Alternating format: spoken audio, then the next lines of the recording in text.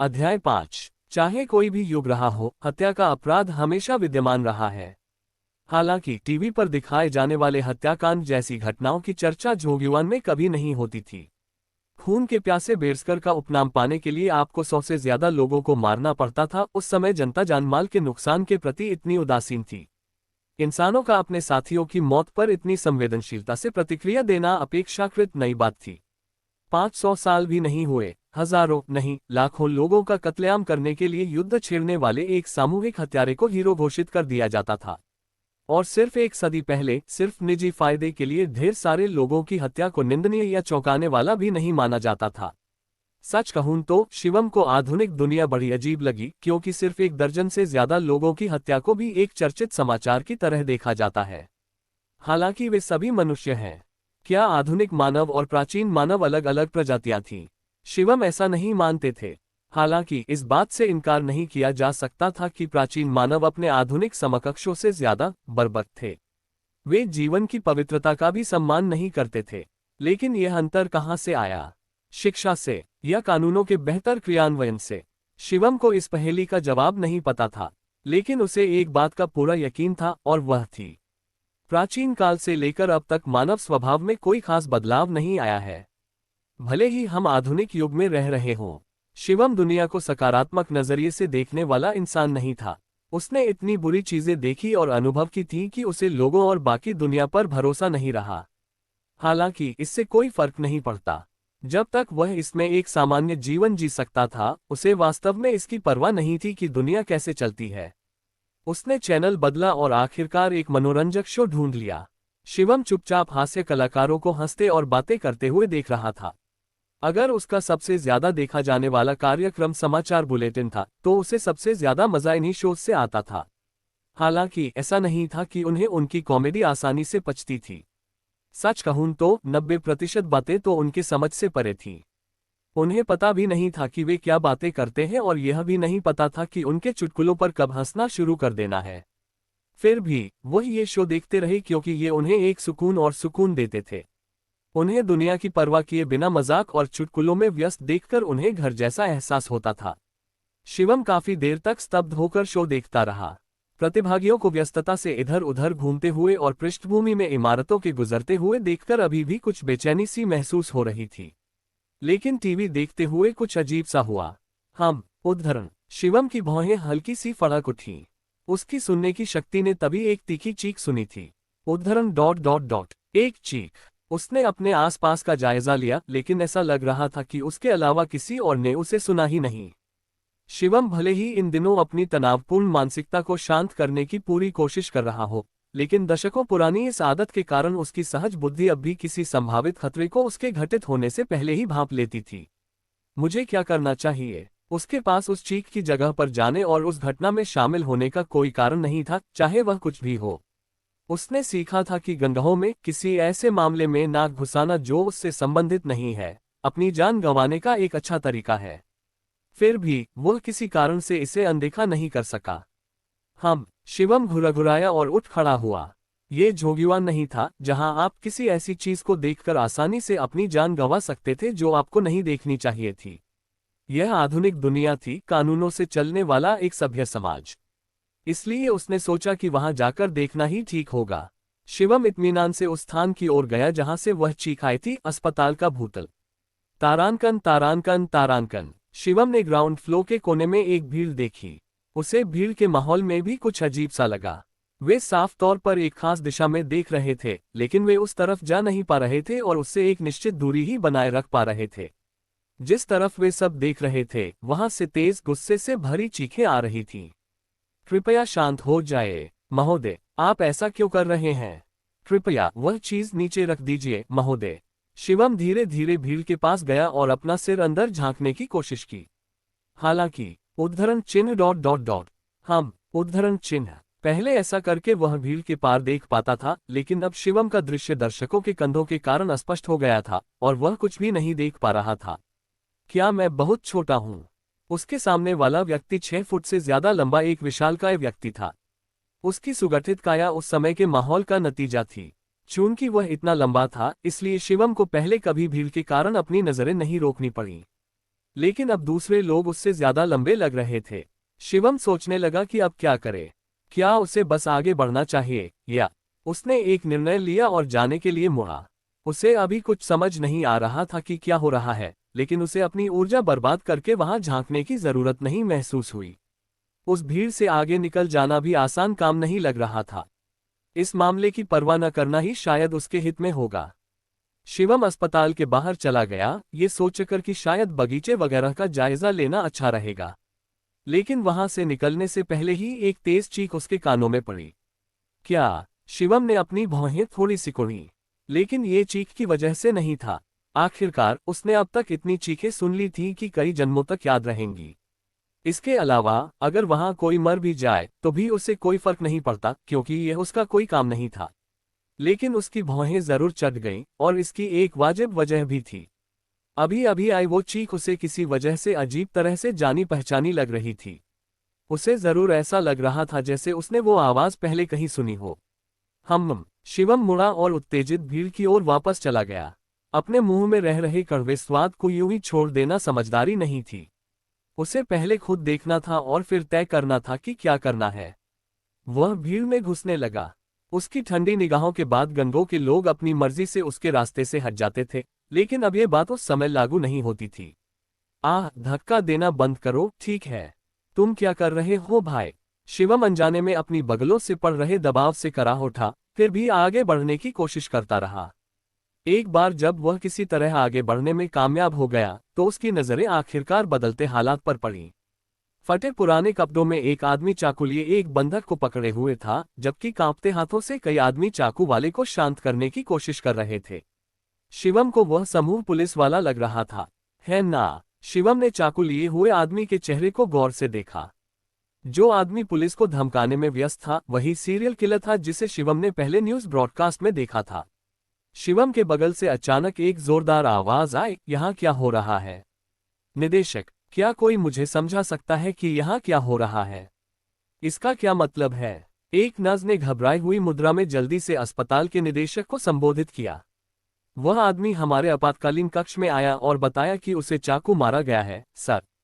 हमने पहले उसका सीपीआर किया और उसकी चोटों की गंभीरता जानने के लिए उसे एक्स-रे कराने ले गए, लेकिन हमें घाव में एक बाहरी वस्तु मिली जो गोली जैसी दिख रही थी और हमने तुरंत पुलिस को बुलाया।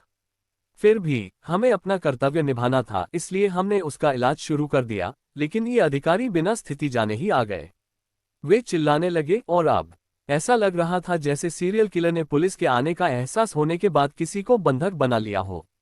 शिवम को उस कहानी में कुछ ऐसा लगा जो समझना मुश्किल था। क्या वाकई ऐसे लोग थे जो अपने दरवाजे के सामने आए सीरियल किलर का इलाज करने को तैयार थे? अब यह एक मजेदार मजाक था। जीवन भले ही पवित्र हो, लेकिन अपनी जान से बढ़कर कुछ भी नहीं। फिर भी किसी अजनबी को बचाने के लिए अपनी जान जोखिम में डालना। शिवम को यकीन नहीं था कि ऐसा काम तारीफ के काबिल है या नहीं, लेकिन जहां तक उसके निजी नजरिए की बात है, तो यह उसकी सोच से परे सबसे बेवकूफाना हरकतों में से एक थी। अगर कोई परिचित गंभीर रूप से घायल हो जाता तो ये समझ में आता था कि कोई उसे बचाने के लिए अपनी जान जोखिम में क्यों डालेगा। फिर भी एक ऐसे अजनबी को बचाने की कोशिश करना जो एक खतरनाक सीरियल किलर भी हो। क्या इन लोगों को चिकित्सा पर बहुत ज्यादा गर्व था और इसी वजह से वे लापरवाह हो गए थे, या फिर दुनिया के शांत हो जाने के कारण खतरे के प्रति उनकी सहज सतर्कता खत्म हो गई थी? शिवम समझ नहीं पा रहा था। ने भागने का रास्ता रोके पुलिस वालों को धमकाने के लिए चाकू लहराया। मेरे रास्ते से हट जाओ, मादरचोदो, दफा हो जाओ अभी। अगर पुलिस वाले हट जाएं और रास्ते से हट जाएं, तो सीरियल किलर को निर्दोष लोगों से भरे अस्पताल के लॉबी तक पहुंचने का रास्ता साफ मिल जाएगा। अगर उनके साथ कुछ बुरा हुआ तो जिम्मेदारी इन पुलिस वालों के कंधों पर आ जाएगी। चाकू नीचे रख दो अभी। चमड़े की जैकेट पहने एक जासूस ने सीरियल किलर पर तेजी से चिल्लाया। दफा हो जाओ तुम कमीने। उद्धरण चिन्ह। अरे, क्या तुम्हें सच में लगता है कि तुम यहां से निकल सकते हो? हमने तुम्हें पहले ही घेर लिया है, कमीने। अपनी हालत खराब करना बंद करो और बंधक को जाने दो। फिर मैं अभियोजकों को तुम्हारे पक्ष में परिस्थितियों के बारे में बताऊंगा, ठीक है? सीरियल किलर ने एक और गाली उगल दी, भाड़ में जाओ। अपराधी कोई बेवकूफ नहीं था। जाहिर है वह इतनी बेवकूफी भरी बात पर नहीं फंसेगा। एक सीरियल किलर को सिर्फ इसलिए सजा में कितनी छूट मिल सकती है क्योंकि उसने खुद को सरेंडर कर दिया। तुम इस बच्चे का गला कटा हुआ देखना चाहते हो। हत्यारे ने अपने हाथ में पकड़ा चाकू बंधक की गर्दन के पास लाया। बंधक बच्ची का चेहरा गहरा पीला पड़ गया और वह डर के मारे कांपने लगी। रुको, समझ गया, तो अब मैं पीछे हटता हूँ। उस बच्चे से वो चाकू छीन लो, ठीक है? घबराया हुआ जासूस चिल्लाया। मेरा वार्ताकार कहाँ है? वो अभी तक नहीं आया। एक अधिकारी ने असहाय होकर उत्तर दिया। मैंने उनसे संपर्क किया था, लेकिन बेवकूफ, मुझे मत बताओ, तुम्हें तो उसकी आने वाली आखिरी तारीख भी नहीं पता। क्या ये बात तुम्हें कहनी चाहिए, बेवकूफ? चमड़े की जैकेट पहने जासूस जोर से दहाड़ा। जूनियर अधिकारी डर के मारे उछल पड़ा और जल्दी से कहीं भाग गया। जासूस का ध्यान वापस सीरियल किलर पर गया, उसके चेहरे पर ठंडा पसीना आ गया। उफ, भाड़ में जाओ, मुझे छोड़ दो। वह इस बंधक स्थिति से ठीक से निपट सकता था। काश वह कमीना इंसानी वेश में कोई राक्षस न होता जो 10 से ज्यादा लोगों को काटकर मार डालने के लिए जिम्मेदार न होता। उसने अपने ही साथियों को मारने में एक पल भी नहीं झिझका। अगर हालात बिगड़ते तो ऐसा कमीना भीड़ के सामने बंधक को सचमुच मार डालता। जासूस को हर हाल में उस नतीजे को रोकना था। हालांकि हालात ठीक नहीं दिख रहे थे, क्योंकि हत्यारा गोली लगने के बावजूद पुलिस से बच निकलने में कामयाब रहा था। अगर वह बच्चा बंधक किसी भी तरह से घायल हो जाता तो निस्संदेह पुलिस पर तरह तरह की आलोचनाएं बेरहमी से बरसती। इससे भी बुरी बात यह थी कि जासूस को अपराधी को छोड़ने की पूरी जिम्मेदारी लेनी पड़ती और उसे अपना बैज भी जमा करना पड़ सकता था। मैं आखिर क्या सोच रहा हूँ? जासूस को होश आया और उसे एहसास हुआ कि अभी इन सब के बारे में सोचना जरूरी नहीं है। उसे इस्तीफा देना होगा या जेल जाना होगा, इसकी चिंता बाद में करनी होगी। उसकी पहली प्राथमिकता उस बंधक को बचाना था। मेरे रास्ते से हट जाओ। सीरियल किलर ने बंधक के गले पर चाकू रख दिया और धमकी भरे अंदाज में गुर्राया। जासूस अब एक गंभीर दुविधा में फंस गया था। जाहिर है वह अपराधी की मांग पूरी नहीं कर सकता था। अगर अपराधी भाग गया तो वह क्या करेगा? लेकिन इसका मतलब यह नहीं था कि वह हालात को यूं ही बिगड़ने दे। वह हत्यारा पहले ही आधा पागल हो चुका था। अगर वह कमीना अभी बंधक को चाकू मार देता तो पीछे हटने का कोई रास्ता नहीं था। जासूस कराह उठा, मुझे आराम दो। जैसे ही उसने ये कहा, सीरियल किलर ने बंधक की गर्दन पर चाकू को हल्के से दबा दिया। आह! उद्धरण चिन्ह। बंधक की त्वचा से लाल रंग का तरल पदार्थ रिस रहा था। जासूस चिल्लाया, अरे पागल मादरचोद! ठीक है, मैं समझ गया। हम रास्ते से हट जाएंगे। भाड़ में जाओ। ऐसा मत करो यार। तुमने उस छोटी बच्ची को चोट पहुंचाई है और ये तुम्हारे लिए मौत की सजा है, कमीने। अगर वे तुम्हें पहले नहीं मारते तो मैं खुद तुम्हें मार डालूंगा।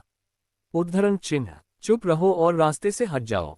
जासूस ने बिना कुछ कहे अपने हाथ से संकेत दिया। एक अफसर ने उसे जोर से पुकारा, लेकिन जासूस सुनील सर, अब क्या तुम उस कमीने को जाने देने की योजना बना रहे हो? आपके पास कोई बेहतर विचार है? लेकिन अगर हम उसे जाने दें तो क्या होगा, क्योंकि वह कुछ और करेगा। कमीना उस बच्चे को मार दे तो तुम जिम्मेदारी लेना चाहोगे? नहीं, लेकिन जासूस सुनील अपने जूनियर अधिकारी पर चिल्लाया। ऐसे में तुम मुझसे क्या करवाना चाहते हो, बेवकूफ? हम ये नहीं कर सकते, पर वो भी नहीं कर सकते। ऐसे में कम से कम हमें अभी एक और घटिया हरकत होने से तो रोकना चाहिए। लेकिन अगर हम उसे अभी खो देते हैं, उस कमीने को गोली लग गई है, इसलिए वो ज्यादा दूर नहीं जा सकता। फिलहाल हमें पहले इस स्थिति से बाहर निकलना होगा। समझ गया सर। जासूसों का समूह बीच में से अलग होने लगा, जिससे बाहर निकलने की ओर एक पतला रास्ता बन गया। बदकिस्मती से सीरियल किलर अभी भी जो हुआ उससे असंतुष्ट दिख रहा था। क्या मजाक कर रहे हो? सब लोग एक तरफ खड़े हो जाओ। क्या तुम अभी मुझे तुम सबके बीच से गुजरने की सोच रहे थे? धिक्कार है। जासूस सुनील ने दांत पीस लिए जब उसे एहसास हुआ कि अपराधी पर झपटने की उसकी सोची समझी योजना धरी की धरी रह गई है।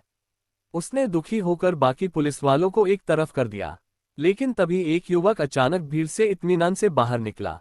वह कौन है? उसके हुलिये से लग रहा था कि वह युवक कोई मरीज था और हाई स्कूल का बच्चा या उसी उम्र का लग रहा था। भावशून्य चेहरे के साथ वह इत्मीनान से चलकर उस सीरियल किलर के सामने रुक गया। जासूस सुनील चिल्लाया, यह पागल लड़का क्या कर रहा है? ... अध्याय 6। जैसे ही जासूस सुनील उस युवक की ओर लपका, सीरियल किलर ने अपना चाकू उठाया और चिल्लाया, रुको यहीं, कमीने! जासूस लड़खड़ाते हुए रुक गया। उसे पता था कि उसे उस बेवकूफ लड़के को वहां से झटकना ही होगा, लेकिन ऐसा करने से हत्यारे को भी झटका लग सकता था। खुद को मुश्किल में फंसा पाकर सुनील की हताशा चरम पर पहुंच गई। मुझे थोड़ा आराम दोगे, है ना? अरे यार, निकल जाओ वहां से अभी। वह युवक निस्संदेह शिवम था। शिवम इन जासूसों की हरकतों से बहुत हैरान था। आखिर वे सोच क्या रहे थे? अपराधी को अभी छोड़ देने से शायद इस जगह कोई अनहोनी न हो। लेकिन क्या ये पुलिस वाले सचमुच उम्मीद कर रहे थे कि एक सीरियल किलर अस्पताल से भागने के बाद बंधक को बिना किसी नुकसान के छोड़ देगा? हाँ, हत्यारे को गोली लग चुकी थी, जिससे उसकी गतिविधियां कुछ हद तक बाधित हो गईं। ऐसे बंधक को इधर उधर घसीटने का कोई मतलब नहीं था जो अवांछित बोझ बन जाता। इसके अलावा अगर बाद में हालात बिगड़ते तो वह किसी और को बंधक बना सकता था। अच्छा होता अगर वह उस बच्चे को बिना किसी हंगामे के रिहा कर देता, लेकिन ऐसा होने की संभावना बहुत कम थी। उस सीरियल किलर की आंखों में उमड़ते खून के प्यासेपन को देखते हुए वह निश्चित रूप से बंधकों को बिना किसी नुकसान के छोड़ने वाला नहीं था। शिवम ने अपने जीवन काल में बहुत से हत्यारे देखे थे और वह उन इंसानों को नींद में भी पहचान सकता था। उसने अपना ज्यादातर गैंगह जीवन दानव पंथ में बिताया था और वह जगह हत्यारों में सबसे खूंखार पागलों के जमावड़े के लिए मशहूर थी। इसीलिए उसे पूरा यकीन था कि वह सीरियल किलर बंधक को कभी भी बिना किसी नुकसान के जाने नहीं देगा। बेशक इसका मतलब ये नहीं था कि शिवम को इसकी परवाह करनी चाहिए। उसे जरा भी फर्क नहीं पड़ता था कि सीरियल किलर किसी इंसान की जान ले या कुत्ते की, लेकिन वो भी सिर्फ तभी जब काश वह लड़की बंधक न होती। उसका नाम राधिका था, है ना? शिवम चुपचाप लड़की की हालत देख रहा था। उसका चेहरा मौत की तरह पीला पड़ गया था और उसकी देह दयनीय रूप से कांप रही थी। उस बच्चे ने उसके लिए कोला का एक कैन खरीदा था और उसे अंतरिक्ष से आया ओप्पा कहा था। शिवम पर उस बच्चे का कर्ज था और इसलिए उसने उस बच्चे को मरते हुए देखने के विचार को पूरी तरह से अस्वीकार कर दिया, बिना उसे कर्ज चुकाने का मौका दिए। अगर वह अभी मर जाती है तो वह जीवन भर उसके साथ कर्ज नहीं चुका पाएगा। इसलिए वह ऐसा होने ही नहीं दे सकता था। तुम कौन हो? सीरियल किलर ने शिवम पर चाकू तान दिया और उसे धमकाने की कोशिश की। तभी उनकी नजरें मिली। जिजको सीरियल किलर का आकार इतना सिकुड़ गया कि वह नंगी आंखों से भी दिखाई देने लगा। ये बदमाश कौन है? जानवर अपनी प्रजाति को पहचानने में सक्षम थे। जो लोग गलती से किसी को मार देते थे उन्हें पता नहीं चलता था, लेकिन जो लोग मजे के लिए मारते थे वे आसानी से अपनी प्रजाति की गंध पहचान लेते थे। सीरियल किलर अपने सामने खड़े युवक को घूर रहा था। ये लड़का अभी 20 साल से ज्यादा का भी नहीं लग रहा था। फिर भी उसकी आंखों की चमक देखकर हत्यारे का दिल डर से कांप उठा। ये लड़का, वह एक हत्यारा था, कोई आम हत्यारा नहीं, बल्कि एक जंगली जानवर जिसने अब तक अनगिनत लोगों की जान ली थी। आज सीरियल किलर का किसी साथी हत्यारे से पहली बार सामना नहीं हुआ था। एक दिन सड़क पर चलते हुए उसकी मुलाकात किसी ऐसे व्यक्ति से हुई थी जिससे उसकी जैसी ही गंध आ रही थी। और तो और संयोग से वह एक हत्या के दृश्य पर भी ठोकर खा चुका था। उन लोगों की नजरें बेशक उन लोगों से अलग थीं जिन्होंने कभी किसी इंसान की जान लेने का अनुभव नहीं किया था। उन सभी में कुछ ऐसा था जो वर्णन से परे था, जिससे वे एक दूसरे को कहीं भी पहचान लेते थे। लेकिन ये लड़का, उसकी आंखों में देखकर वे कसाए मासूम छोटे पिल्ले जैसे लग रहे थे। शिवम ने धीरे से हत्यारे से कहा, छोड़ दो। उद्धरण चिन्ह प्रश्नवाचक चिन्ह उद्धरण चिन्ह। क्या जाने दूं बंधक को? क्या तुम सच में सोचते हो कि मैं बंधक को सिर्फ तुम्हारे कहने से छोड़ दूंगा? सीरियल किलर शिवम का मजाक उड़ाना चाहता था पर हंसी नहीं निकल रही थी। उसने अपने होठों के कोनों को ऊपर की ओर मोड़ने की बहुत कोशिश की, लेकिन उसका चेहरा पत्थर की तरह अकड़ा हुआ था, बिल्कुल भी नहीं। उसके चेहरे पर बस हल्की सी कंपन थी और कुछ नहीं। हत्यारा चिल्लाया, तुम कौन हो? शिवम ने भावशून्य होकर कहा, मैं अपनी बात दोबारा नहीं दोहराऊंगा। मैंने तुम्हें पहले ही बता दिया था। सीरियल किलर की आंखें स्पष्ट रूप से कांप रही थीं। वह सहज ही समझ गया। पुलिस वाले चाहे एक तरफ हट जाएं, ये राक्षस जैसा बदमाश उसे चुपचाप जाने नहीं देगा। इससे भी बुरी बात यह है कि यह युवक अपने शिकार को मारने के लिए कदम उठाने से नहीं हिचकिचाएगा, भले ही उसकी हरकतों से आसपास के दूसरे लोगों को नुकसान पहुंच सकता हो। जासूस सुनील असहाय होकर किनारे से स्थिति देख रहा था। वह हताश होकर चिल्लाने से खुद को रोक नहीं पाया। अरे पागल, हट जा, मैंने कहा था, हट जा अभी। आखिर उस जैसा पागल कहां से कूद पड़ा? हाँ, दुनिया पागलों से भरी पड़ी है, पर उनमें से एक को इस जगह क्यों होना पड़ा और इस नाजुक घड़ी में भीड़ से कूदकर बाहर आना पड़ा? जासूस सुनील उस पागल लड़के को वहां से घसीटकर बाहर नहीं ला सकता था, कहीं ऐसा ना हो कि वो सीरियल किलर को उकसा दे। वो बस वहीं खड़ा रह सकता था, जबकि उसकी हताशा उसके दिल को जलाती रही। सीरियल किलर ने बाहर निकलने की दिशा में थोड़ा सा रुख बदला, लेकिन शिवम ने बिना किसी हिचकिचाहट के उसका रास्ता रोक दिया। तुम मादरचोद, तुम इस बच्चे को आज मरते देखना चाहते हो, बस इतना ही। हत्यारे का चाकू बंधक के गले पर कसकर दबा हुआ था। लड़की दयनीय रूप से कांप उठी जब उसकी आवाज, जो मच्छर की भिनभिनाहट से भी धीमी थी, उसके होठों से निकली। ओ ओप्पा अंतरिक्ष से। शिवम की आंखें सिकुड़ गईं। ऐसा मत करो। उद्धरण चिन्ह डॉट डॉट डॉट प्रश्नवाचक चिन्ह उद्धरण चिन्ह। तुम उस पर बस एक छोटा सा घाव छोड़ दोगे और मैं तुमसे वादा करता हूं, तुम बहुत दर्दनाक मौत मरोगे। सीरियल किलर के हाथ कांपने लगे। उसने ठंडी सांस भी ली।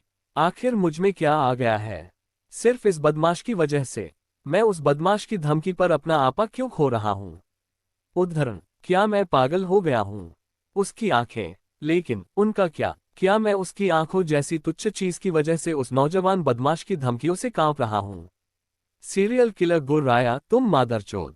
शिवम का शरीर अचानक उसी क्षण आगे की ओर भागा। उद्धरण चिन्ह। बेटा, भीड़ में से चीखें गूंज उठी। सीरियल किलर ने अचानक शिवम की आकृति पर चाकू तान दिया। पापा। हालांकि शिवम की दाहिनी बांह ने हत्यारे की लहराती भुजा को रोक लिया, इससे पहले कि उसकी बाईं मुट्ठी बिजली की गति से हत्यारे की ठोड़ी पर जा लगी।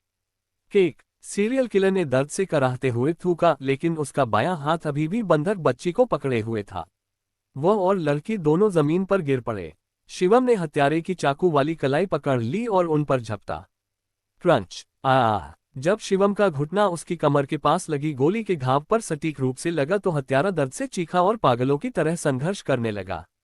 जासूस सुनील ने तुरंत चिल्लाकर कहा, इसे पकड़ो अभी। इलाके में मौजूद पुलिस वालों ने आगे बढ़कर हत्यारे को पकड़ लिया और आखिरकार उसे काबू करने में कामयाब हो गए। तुम कुतिया के बेटे हो। उद्धरण चिन्ह। यह आपके लिए लाइन का अंत है। शिवम ने हत्यारे को जासूसों के हवाले कर दिया। उसने लड़की को उठाया और वहां से चला गया। लड़की को भीड़ से दूर कहीं बिठाकर उसने धीरे से उससे पूछा, क्या तुम्हें चोट लगी है? लड़की को इतना सदमा लगा कि वह रोना भी भूल गई। पास में ही एक डॉक्टर दौड़कर लड़की के पास आया और उससे पूछा, राधिका, तुम ठीक तो हो? NNG। उद्धरण चिन्ह। तुम्हारी छाती कैसी है? क्या उसमें दर्द है? बस थोड़ा सा। डॉक्टर ने बगल में खड़ी नर्स को जोर से पुकारा, जल्दी करो, उसे उसके वार्ड में ले जाओ और तुरंत इकोकार्डियोग्राम तैयार करो। जब ये सब हो रहा था तभी एक जासूस वहां आया और डॉक्टर को रोका। हमें अभी बयान लेने हैं, तो क्या आप पहले थोड़ा इंतजार नहीं कर सकते? डॉक्टर ने पुलिस अधिकारी को जोर से डांटा। इस बच्ची को दिल की बीमारी है। अगर हम अभी इसका टेस्ट भी कर लें तो भी हम बहुत मुश्किल में हैं, फिर भी तुम इसे टालना चाहते हो। अगर इसकी हालत बिगड़ गई तो क्या तुम जिम्मेदारी लोगे? जासूस शर्म से पीछे हट गया। क्या ऐसा है? तुम सब क्या कर रहे हो? जल्दी करो और उसे वार्ड में ले जाओ। नर्सों ने तुरंत जवाब दिया, हाँ डॉक्टर। लेकिन लड़की चुपके से शिवम के पास आए और उसका हाथ कसकर पकड़ लिया। उद्धरण चिन्ह डॉट डॉट डॉट। अंतरिक्ष से ओप्पा। शिवम बिना कुछ कहे उसे देखता रहा और वह बोलती रही, शुक्रिया। नर्स ने तुरंत बीच में ही टोकते हुए कहा, राधिका, हम अब और समय बर्बाद नहीं कर सकते। चलो डॉक्टर के साथ चलते हैं और तुम्हारे वार्ड में वापस आते हैं, ठीक है? ठीक है। नर्स ने राधिका को गले लगाया और तेजी से वार्ड की ओर चल पड़ी। शिवम बिना कुछ कहे उन्हें जाते हुए देखता रहा और फिर अपने हाथ की ओर देखा। वह गर्मजोशी भरा एहसास बिल्कुल भी बुरा नहीं लगा। उद्धरण चिन्ह डॉट डॉट डॉट। हम। तभी उसने अपनी बाह से खून की एक धार बहती देखी। चाकू घुमा रहे हत्यारे के हाथ को रोकने की कोशिश में उसे चोट लग गई होगी। शिवम की भौहें गहरी हो गईं। उस जैसे कूड़े के लिए मैं। गंगाहों के मानकों के हिसाब से वह हत्यारा तीसरे दर्जे का रहा होगा। लगभग। नहीं, तीसरे दर्जे की तो बात ही छोड़िए, वह गंगाहों में सड़क पर लात मारकर फेंके जाने वाले आम लोगों से भी बदतर था। मार्शल आर्ट सीखने का मौका न मिलने के बावजूद उन लोगों में सीरियल किलर की तुलना में बेहतर शारीरिक क्षमताएं थीं। गंगाहों की दुनिया ऐसी ही थी। हालांकि शिवम को ऐसे किसी ने घायल कर दिया। पहले ऐसी बात सोचना भी मुश्किल था। मैं समझ गया, यह मेल नहीं खाता। अगर शिवम अभी भी अपनी पुरानी काया में होता तो उस सीरियल किलर जैसा कोई भी बदमाश उसे खरोंच तक नहीं सकता था। अगर उसमें कोई आंतरिक ऊर्जा न भी होती तो भी कहानी वही होती। लेकिन उसकी भुजाओं की लंबाई से लेकर उसके जोड़ों की गति की सीमा तक उसका वर्तमान शरीर उसके पिछले रूप से बिल्कुल अलग था, जिसने घातक मार्शल आर्ट का प्रशिक्षण लिया था। उसका शरीर तो बदल गया था, लेकिन उसका दिमाग अभी भी अतीत में ही अटका हुआ था, और वह अपनी इच्छानुसार सटीक गति भी नहीं कर पा रहा था। बेशक समय जल्द ही इसका समाधान कर देगा।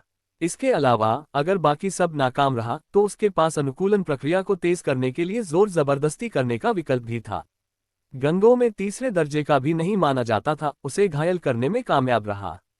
लेकिन वह जानता था कि इस दुनिया में अपनी शारीरिक शक्ति पर गर्व करना व्यर्थ है। आखिरकार इस दुनिया में हिंसा का बोलबाला नहीं है। जब शिवम वहीं खड़ा था, जासूस सुनील उस पर चिल्लाया और उसके पास आया। अरे तुम! शिवम बिना कुछ कहे जासूस को घूरता रहा, क्योंकि जासूस उसे डांटने लगा। क्या सोच रहा था बच्चे? अगर तुम्हें पहले चोट लग जाती तो तुम्हें क्या लगता है उसकी जिम्मेदारी कौन लेता? हाँ, अंत में सब ठीक हो गया, लेकिन क्या तुम्हें सच में लगता है कि तुम्हारी जान इतनी सस्ती है? क्या तुम्हें सच में लगता है कि अगर तुम हीरो बनते हुए मर गए तो कोई तुम्हारी तारीफ करेगा? मैं तो कहता हूं आजकल के बच्चे इन घटिया टीवी पर बहुत ज्यादा शो देखते हैं। हालांकि शिवम अपराधी को पकड़ने में कामयाब रहा, लेकिन जासूस कृतज्ञता दिखाने के बजाय गुस्से से भड़क रहा था। हालांकि शिवम को लगा कि वह समझ सकता है कि यह पुलिस वाला क्या कह रहा है। हालांकि उसका दिमाग उसे समझ नहीं पा रहा था, बल्कि उसकी इंद्रियां ही थीं जो जासूस की आवाज में छिपी चिंता के संकेतों को भांप रही थीं। और इसीलिए शिवम ने आज्ञाकारी होकर माफी मांगी। मुझे माफ कर दो। पहले भी अगर उन्हें लगता था कि माफी मांगना जरूरी है तो वे अपने बेतुके अहंकार को आड़े नहीं आने देते थे। दरअसल उनका मानना था कि जब जरूरत हो तो अहंकार के कारण माफी न मांगना कहीं ज्यादा शर्मनाक है। अगली बार तुम, उफ, लानत है। अगर ऐसा कुछ दोबारा हुआ तो कोई बात नहीं, है ना? और ऐसा दोबारा होगा भी नहीं। खैर, तुम्हें ऐसा दोबारा नहीं करना चाहिए। तुम्हें क्या लगता है अगर तुम ऐसे ही अपनी जान गंवा दोगे तो क्या होगा? लोग ऑनलाइन न्यूज आर्टिकल्स में कुछ अच्छी अच्छी टिप्पणियां लिखकर बताएंगे कि तुम कितने अच्छे थे, और फिर तुम्हारे लिए थोड़ी नींद खो देंगे, बस। अगले दिन तक तो वे तुम्हें भूल ही चुके होंगे। लेकिन तुम्हारे परिवार को तो जिंदगी भर इस दर्द के साथ जीना पड़ेगा। समझ रहे हो मैं क्या कह रहा हूं? जासूस के शब्दों में अब दबा हुआ गुस्सा साफ झलक रहा था, जो शायद उसके निजी अनुभव से उपजा था। शिवम ने शांति से उत्तर दिया, मैं करता हूं। अच्छा हुआ कि बंधक को कोई चोट नहीं आई, पर फिर भी अगर तुम्हारे साथ कुछ बुरा हुआ तो मैं ही। शिवम के हाथ से बहता खून देखकर जासूस के चेहरे पर उदासी छा गई। तुम्हें चोट लगी? आह, हे प्रभु, मुझे शक्ति दो। अब मैं अपनी रिपोर्ट में क्या लिखूं? मुझे थोड़ा आराम दो। शिवम ने शांति से उत्तर दिया, यह कोई गंभीर बात नहीं है। कुछ गंभीर नहीं। क्या तुम्हें सारा खून नहीं दिख रहा? इसकी चिंता मत करो, मैं इसका फैसला करूंगा। और हाँ, ये कितनी राहत की बात है कि हम आपातकालीन कक्ष में हैं। जाओ और जल्दी से इसका इलाज करवाओ। ठीक है, हम खर्चा देंगे। नहीं, इसकी कोई जरूरत नहीं है। ओह, तो क्या आप ही अपने लिए पैसा कमा रहे हैं? जासूस शिवम को डांटता रहा। तुम अभी भी बच्चे हो और अपने माता पिता की मेहनत की कमाई पर गुजारा कर रहे हो, तो फिर तुम्हारी हिम्मत कैसे हुई कि तुम बड़बोले बनो और कहो कि इसकी कोई जरूरत नहीं है? जब तक तुम नौकरी नहीं कर लेते और खुद पैसा कमाना शुरू नहीं कर देते, तब तक तुम्हें इसका कोई हक नहीं है। जासूस सही था। बेशक शिवम के कहने का मतलब यही था कि उसे इलाज की जरूरत नहीं थी। लेकिन स्वाभाविक रूप से कोई भी अस्पताल अपने आपातकालीन कक्ष में खून से लथपथ मरीज को बिना देखभाल के इधर उधर नहीं घूमने देगा। शिवम को जासूस सुनील घसीटकर आपातकालीन कक्ष में ले गया। एक युवा डॉक्टर, शायद कोई इंटर्न, आया और शिवम के हाथ से खून साफ करने लगा। तुम वहां कमाल के थे। युवा डॉक्टर शिवम से बात करने लगा, उसका चेहरा अभी भी उत्साह से भरा हुआ था। वह भी प्रभावित लग रहा था। तुम उस आदमी पर सीधे कैसे टूट पड़े? मैं बहुत प्रभावित हुआ था, जानते हो। शिवम ने शांति से उत्तर दिया, ये बस ऐसे ही हो गया। दरअसल मैं भी पहले ही चाल चलने की सोच रहा था। मैं अपने मौके का इंतजार कर रहा था, लेकिन तुम मुझसे पहले ही हमला बोल दिए। अगर तुम कुछ सेकंड और धीमे होते तो मैं खुद ही उस अपराधी को पकड़ लेता। शिवम ने युवा डॉक्टर की ओर हल्की मुस्कान दी। Dot dot dot dot dot. अध्याय 7। हर किसी ने कभी न कभी हीरो बनने के बारे में सोचा था, लेकिन अहम बात यह थी कि क्या वे ऐसा कर पाएंगे या नहीं।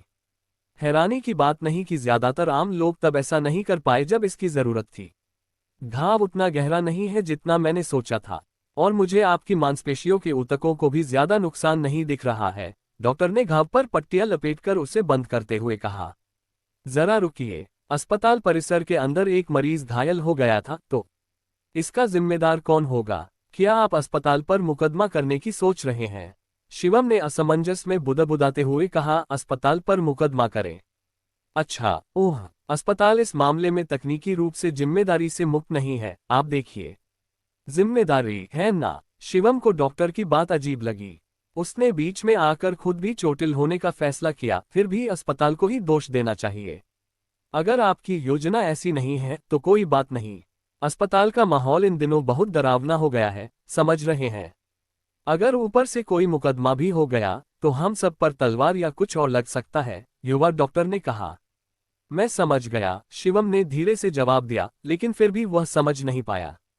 वह ऐसे जमाने में जी रहा था जहां अपने कर्मों की जिम्मेदारी लेना आम बात थी। इस वजह से आधुनिक युग की न्याय व्यवस्था उसके सामान्य ज्ञान के लिए उलझन भरे रहस्यों से भरी हुई थी। और भी अजीब बात यह थी कि वह समझ नहीं पा रहा था कि उसे ये सब इतना अजीब क्यों लग रहा था। भले ही वह जोगयुआन में लंबे समय से रह रहा था, लेकिन शिवम का जन्म यहीं हुआ था और वह जोगयुआन से पहले के आधुनिक युग में 3 दशकों से भी ज्यादा समय से रह रहा था। इसलिए जिस दुनिया में वह पैदा हुआ था उससे अलगाव की यह भावना उसे एक मजाक सी लगती थी। मुझे यकीन है कि यह धीरे धीरे बेहतर हो जाएगा। दरअसल उसे बस थोड़ा और समय चाहिए था। आखिरकार उसे लौटे हुए ज्यादा समय भी नहीं हुआ था। ठीक है, सब हो गया। मैंने सर्जरी विभाग से बात कर ली है, इसलिए वहां से एक डॉक्टर कल अपने राउंड के दौरान आपके कमरे में रुकेगा, डॉक्टर ने कहा। धन्यवाद। शिवम उठकर आपातकालीन कक्ष से बाहर निकला तो देखा कि जासूस सुनील दरवाजे के बाहर उसका इंतजार कर रहा था। क्या अब तुम ठीक हो? जासूस ने थोड़ी चिंतित आवाज में पूछा। हाँ, मैं हूँ। जासूस सुनील ने हल्की सी आह भरी, फिर शिवम की पीठ थपथपाई। बयान लिखने में तुम्हें मेरी कुछ मदद करनी होगी, लेकिन मुझे लगता है कि अभी कलम पकड़ना तुम्हारे लिए थोड़ा मुश्किल है। मैं कल या परसों वापस आऊंगा, तो क्या तुम तब मेरे लिए ये काम कर सकते हो? मैं कर सकता हूँ। और ये भी। जासूस सुनील थोड़ा लड़खड़ाया, फिर बोला, शुक्रिया बच्चे। हमने उस कमीने को पकड़ लिया और बंधक को भी सुरक्षित बचा लिया। हम जानते हैं कि यह हमारा काम है, लेकिन लालफीताशाही और जिम्मेदारी का मामला अक्सर हमें आगे बढ़ने से रोकता है। देखिए, मुझे लगा था कि वहां निराशा मुझे मार डालेगी, लेकिन तुमने सचमुच मेरी जान बचा ली, बच्चे। शुक्रिया। जासूस सुनील ने कृतज्ञता के भाव से अपना सिर झुका लिया। यह कोई बड़ी बात नहीं थी, अफसर। शिवम ने जल्दी से पुलिस वाले को रोकने की कोशिश की। जासूस सुनील ने सिर उठाया तो उसके चेहरे पर एकाएक गुस्सा आ गया। उसने तुरंत ही फिर से भाषणों का दौर शुरू कर दिया। भले ही इस बार सब ठीक रहा, लेकिन अगली बार ऐसा करने की हिम्मत मत करना, ठीक है? वो बेवकूफ मत बनो जो हीरो बनने की कोशिश में मारा जाए। एक आदर्श दुनिया में अच्छे लोगों को हमेशा उनके अच्छे कामों का इनाम मिलता है, लेकिन बदकिस्मती से असली दुनिया ऐसे नहीं चलती। उसकी कही हर बात भले ही तीखी लगे, लेकिन शिवम को वो बुरा नहीं लगा। शायद जासूस की ईमानदारी उसकी बातों के जरिए उस तक पहुंच गई थी। समझ गया। शिवम ने थोड़ा सिर हिलाया। ठीक है, तो अपना ख्याल रखना। अच्छा, ठीक है। वैसे मैं सुनील हूँ। मैं शिवम हूँ। ठीक है, अभी के लिए अलविदा। जासूस सुनील ने अस्पताल से बाहर जाने से पहले शिवम के कंधे पर हल्के से 2-4 बार थपथपाया। जैसे ही पुलिस वाला स्वचालित दरवाजे से बाहर निकला, शिवम वापस लॉबी की ओर मुड़ा। उसने देखा कि डॉक्टर, नर्स, अस्पताल के दूसरे कर्मचारी और कई जासूस लॉबी में स्थिति को नियंत्रित करने के लिए कड़ी मेहनत कर रहे थे। शिवम वहीं खड़ा उन्हें कुछ देर तक देखता रहा, तभी कोई दौड़कर उसके पास आया। माफ कीजिए सर, क्या मैं आपकी मदद कर सकता हूँ? तुमने पहले भी अपराधी के खिलाफ लड़ाई लड़ी थी, है ना? मैंने किया। कुछ देर पहले राधिका को ले जाने वाली नजही थी। वह उसे स्थिति समझाती रही। दरअसल राधिका तुम्हें ढूंढ रही थी। उसकी हृदय की स्थिति ठीक ना होने के कारण उसे हर समय स्थिर रहने की जरूरत है, लेकिन पहले हुई उस घटना के कारण उसे शांत करना हमारे लिए लगभग असंभव हो गया था। उसके माता पिता आ रहे हैं, लेकिन उन्हें यहाँ आने में अभी कुछ समय लगेगा, इसलिए मुझे इस बात का बहुत अफसोस है, लेकिन क्या तुम जाकर उससे मिल सकते हो? कृपया रास्ता दिखाए। शिवम के पास मना करने का कोई कारण नहीं था। वैसे भी अस्पताल में रहते हुए उसके पास टीवी देखने के अलावा और कुछ करने को था नहीं। चूंकि उसके हाथ का इलाज हो चुका था, इसलिए वह अपने वार्ड में वापस जाने और फिर कुछ समय बिताने का कोई रास्ता ढूंढने की सोच रहा था। ऐसा कुछ करने का मौका उसके लिए हमेशा एक स्वागत योग्य मनोरंजन रहा करता था। नज ने उसे ऊपर ले जाने से पहले सिर झुकाकर आभार व्यक्त किया। शिवम ने कुछ और नहीं कहा और उसके पीछे पीछे चला गया। लेकिन जब वे बाल रोग विभाग वाली मंजिल पर पहुंचे तो उसके चेहरे पर थोड़ी सी उलझन थी। वाह! उद्धरण चिन्ह। रुको, ऐसा मत करो। मैं घर जाना चाहता हूँ। ऐसा प्रतीत होता है कि हर दिशा से तीखी चीखें उसकी कानों में गूंज रही थीं। ये लगभग ध्वनि हमले के स्तर का है। शिवम के हाथ धीरे धीरे कांपने लगे। उसे पहले ही आधुनिक युग की कई ऐसी चीजें मिल चुकी थीं जिनकी आदत डालना बहुत मुश्किल था, और ऐसा लग रहा था कि उस सूची में एक नई चीज जुड़ गई है। हाँ, झोग्युआन के बच्चे भी खूब रोते थे, लेकिन आधुनिक बच्चों का शोर तो किसी और ही दायरे में होगा। बच्चों का रोना एक जैसा लग सकता है, लेकिन इन बच्चों में कुछ ऐसा था जो झोग्युआन के बच्चों से कहीं ज्यादा तेज और कानों को चुभने वाला था। नज ने माफी मांगते हुए उसे समझाया, मुझे पता है यहाँ थोड़ा शोर है, लेकिन कृपया हमें सहन करें। वे अभी भी बच्चे हैं, देखिए। आह, कृपया इधर आइए। वे दोनों वार्ड के गहरे हिस्से में गए और नज ने वहां एक दरवाजा खोला। बिस्तर पर लेटी एक लड़की तुरंत शिवम की नजर में आ गई। फिर उसने देखा कि उसके गाउन के नीचे तरह तरह के तार और चीजें लटक रही थीं, जो बिस्तर के पास रखे एक मेडिकल डिवाइस से जुड़ी थीं। बाहरी अंतरिक्ष ओप्पा। क्षीण रंगत वाली लड़की शिवम को देखते ही खिलखिलाकर मुस्कुराए। शिवम ने सिर हिलाया। मन ही मन उसे एहसास हुआ कि उसकी चमकदार मुस्कान में भी किसी वजह से जान नहीं आ रही थी। क्या बहुत दर्द हो रहा है? लड़की राधिका ने सिर हिलाया। नहीं, मुझे पहले से काफी अच्छा लग रहा है। उसके साहसी शब्दों के बावजूद उसका रंग अभी भी बीमार लग रहा था। राधिका, लो। एक नर्स ने अपनी जेब से एक लाल वस्तु निकाली और राधिका को दे दी।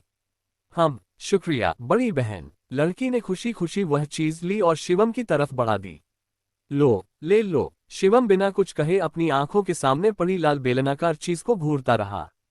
कोला का कैन। अनायास ही उसके होठों से एक हंसी फूट पड़ी। आखिर उसे कोला से कितना प्यार था, ये वह सोचती थी। यह क्या है? राधिका ने विजयी भाव से उत्तर दिया, मुझे पता है कि आपको कोला पसंद है और मैं आपको धन्यवाद कहना चाहती थी, इसलिए ये लीजिए। शिवम को उसका व्यवहार बहुत प्यारा लगा और वह धीरे से हंसा। शुक्रिया। आपका स्वागत है। शिवम ने टैप को अंदर धकेला और कैन खोला। फिज, मीठे कार्बोनेटेड ड्रिंक की खुशबू कैन से बाहर आ रही थी, साथ ही गैस निकलने की फुफकार भी। शिवम ने कैन को होठों के पास लाकर एक घूंट लेने से पहले थोड़े तनाव भरे भाव से कोल्ड ड्रिंक को देखा। ऐसा करते हुए भी वह बहुत दृढ़ लग रहा था।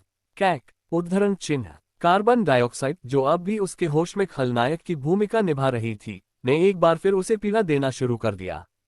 क्या? हा। राधिका उसकी ये हरकतें देखकर खुशी से खिलखिलाकर हंस पड़ी। बच्चों को हंसी के दौरे पड़ने चाहिए, लेकिन ये लड़की तो छोटी छोटी बातों पर भी अपना आपा खो देती थी। राधिका, तुम्हें इस तरह इतना नहीं हंसना चाहिए। ये तुम्हारे दिल के लिए अच्छा नहीं है, जानती हो। नज ने जल्दी से लड़की को रोकने की कोशिश की। राधिका ने प्यारी सी मुस्कान के साथ कहा, मैं अब हंस भी नहीं सकती।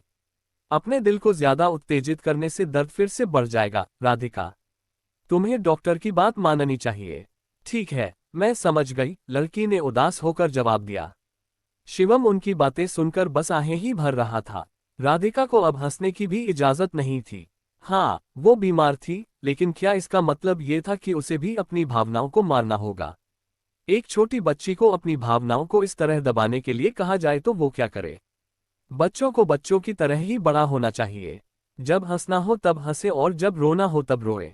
शिवम अच्छी तरह जानता था कि अगर बच्चों को अपनी भावनाएं जाहिर करने की इजाजत न दी जाए तो वे कितने दुखी हो सकते हैं। राधिका ने शिवम के साथ जो हुआ उसे समझाना शुरू किया। मैं टहल रही थी और अपने काम में व्यस्त थी, तभी अचानक वह आदमी अचानक मुझे पकड़ने के लिए कूद पड़ा। मैं कितनी हैरान थी, समझ रहे हैं? उस समय मेरी छाती में बहुत दर्द हो रहा था। अच्छा ऐसा है। लेकिन जब आप भीड़ से बाहर निकले, मुझे नहीं पता क्यों, लेकिन मुझे बहुत राहत महसूस हुई, आपको पता है। सुनने में अच्छा है। बू। राधिका ने मुंह बनाया और शिवम को घूरा, मानो किसी बात से नाखुश हो, लेकिन फिर अचानक जोर से हंस पड़ी।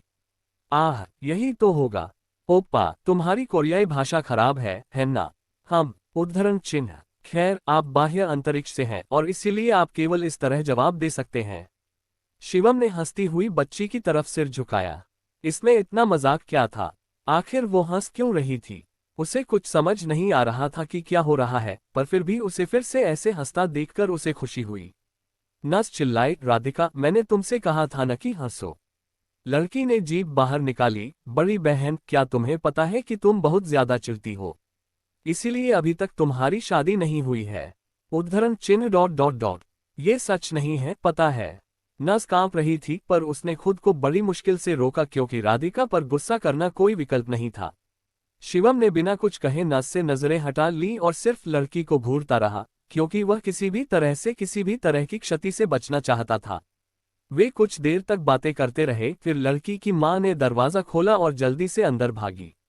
राधिका, माँ, राधिका, हे भगवान, राधिका, क्या तुम ठीक हो? राधिका का साहस आखिरकार टूट गया जब अपनी मां को देखते ही वह फूट फूट कर रोने लगी। उसने सब कुछ ठीक होने का नाटक किया, लेकिन बच्ची तो बच्ची ही होती है। ऐसी स्थिति से गुजरने के बाद जिससे ज्यादातर बड़ों को मानसिक रूप से जूझना पड़ता है, वह कभी ठीक नहीं हो सकती थी। शिवम उठ खड़ा हुआ, ये जानते हुए कि उसका काम पूरा हो गया है। उसके पास एक माँ और बेटी के बीच हो रही बातचीत को कान लगाकर सुनने का कोई कारण भी नहीं था, इसलिए वह बिना किसी हिचकिचाहट के कमरे से बाहर चला गया। लेकिन लड़की की माँ उसके पीछे पीछे बाहर आ गई। माफ कीजिए, उसने उसकी ओर देखा। हाँ, मैंने सुना है कि क्या हुआ? आपने मेरी बेटी की जान बचाई। कुछ नहीं था मैडम, बहुत बहुत शुक्रिया। मैं राधिका की बीमारी की वजह से बहुत चिंतित था। शिवम ने आंखें सिकोड़ते हुए पूछा, क्या बात गंभीर है? मुझे माफ करना। राधिका की मां उलझन में दिखी, शायद उन्हें समझ नहीं आ रहा था कि वह क्या पूछ रहे हैं। शिवम ने अपनी बात स्पष्ट की, मेरा मतलब उसकी बीमारी से है। ये उतना गंभीर नहीं है जितना तुम सोच रही हो। इसका उसकी रोजमर्रा की जिंदगी पर ज्यादा असर नहीं पड़ता, लेकिन कोई नहीं जानता कि उसकी हालत कब बिगड़ जाए। राधिका की मां ने आह भरते हुए जवाब दिया। उसने उसकी बात नहीं काटी और धैर्यपूर्वक उसकी बात सुनता रहा। अगर हम उसका ऑपरेशन कर पाते तो बहुत अच्छा होता, लेकिन डॉक्टर कहते हैं कि हम ऐसा नहीं कर सकते। मैंने दूसरे अस्पतालों में भी पता कर लिया है, लेकिन सबने मुझे यही बताया है। अच्छा, ऐसा है। वे कहते हैं कि ऑपरेशन से पहले उसे थोड़ी और बड़ी होना जरूरी है, लेकिन कोई भी निश्चित नहीं है कि वह इतने लंबे समय तक जीवित रहेगी। शिवम चुपचाप राधिका की मां को ध्यान से देख रहा था। उसने बस उसे विनम्र रहने को कहा था, लेकिन उसकी बातूनीपन को देखते हुए राधिका की मां के मन में भी बहुत सी बातें रही होंगी। खैर, आपने जो कुछ भी किया है उसके लिए शुक्रिया। राधिका की मां को एहसास हुआ कि उसने बहुत ज्यादा बात कर ली है और उन्होंने बातचीत वहीं खत्म करने की कोशिश की। शिवम ने धीरे से बुदबुदाया, क्या होगा अगर, माफ करें, क्या होगा अगर आपकी बेटी की बीमारी ठीक हो जाए? तब आप क्या करना चाहेंगी? उन्होंने सीधे पूछा। राधिका की मां स्तब्ध भाव से उसे घूर रही थी। ये युवक उससे इतना क्रूर प्रश्न क्यों पूछ रहा है? मैं उसे वापस स्कूल भेजना चाहती हूँ। हालांकि वह राधिका की जान बचाने वाले पर गुस्सा नहीं कर सकती थी, इसलिए उसने अपनी इच्छाओं के प्रति ईमानदार रहना चुना। और मैं उसे नए दोस्त बनाने में भी मदद करना चाहती हूँ। समझ गया। शिवम ने हल्के से सिर हिलाया और फिर मुड़कर जाने लगा। अपना ध्यान रखना मैडम। उसने महसूस किया कि जब वह जा रहा था तो लड़की की मां उसके सामने सिर झुका रही थी। शिवम को उस बच्चे का कर्ज चुकाना है। नहीं, रुकिए, ये कहना ज्यादा सही होगा कि उसे चुकाना था, क्योंकि अब तक वह कर्ज चुका दिया गया था। कोई कह सकता है कि कोला के एक कैन के लिए किसी की जान बचाना सदी का सबसे बड़ा सौदा लग रहा था। ऐसे में उसके पास उस बच्चे की मदद करने का कोई और कारण नहीं बचा था।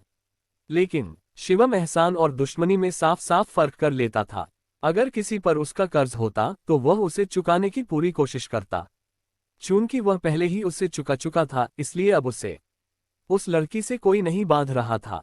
फिर भी शिवम की नजर उसके हाथ में रखे कोला के कैन पर गई। तो फिर मैं किसी और बात के लिए उसका ऋणी हूँ। उपकारों का बदला चुकाना था, यानी अब उसे राधिका के इस नए उपकार का भी बदला चुकाना था। हाँ, उससे पता था कि यह थोड़ा मुश्किल हो रहा है, लेकिन शिवम ने फिर भी इसे पूरा करने का मन बना लिया। उसे बिना किसी वाजिब वजह के किसी पर एहसान जताना उतना ही नापसंद था जितना कि किसी पर यूं ही दया दिखाना। इसलिए अब समय आ गया था कि वह उस लड़की के एहसान का बदला चुकाए। बेशक यह कोला का कैन ही वह एहसान था। शिवम की योजना उसकी सद्भावना के अनुरूप ही काम करने की थी, न ज्यादा न कम।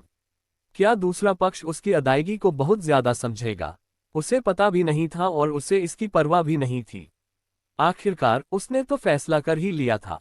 Dot dot dot dot dot. अध्याय 8। आप कहाँ थे? हम। शिवम ने अस्पताल के कमरे में कदम रखते ही अपना सिर झुका लिया। ऐसा इसलिए क्योंकि कमरे में एक किशोरी थी जो तुरंत उस पर चिल्लाने लगी। वह लगभग 15 या 16 साल की लग रही थी। वह दुनिया की सबसे सुंदर लड़की तो नहीं थी, लेकिन उसके चेहरे के भाव देखकर वह निश्चित रूप से एक प्यारी लड़की लग सकती थी। तुम कौन हो? लड़की ने अपना सिर झुकाया और उसके पास आए। क्या तुम सचमुच पागल हो गए हो? उद्धरण चिन्ह डॉट डॉट डॉट प्रश्नवाचक चिन्ह उद्धरण चिन्ह। अब तो तुम अपनी छोटी बहन को भी नहीं पहचान सकते। तुम सचमुच पागल हो गए हो, है ना? मेरी छोटी बहन। शिवम ने अपना सिर थोड़ा झुकाया। कोई छोटा भाई बहन है ना? सच में पहले उसकी एक छोटी बहन थी। उसकी याददाश्त में अब भी उसे हल्का सा याद आ रहा था, लेकिन क्या वह सचमुच ऐसी दिखती थी?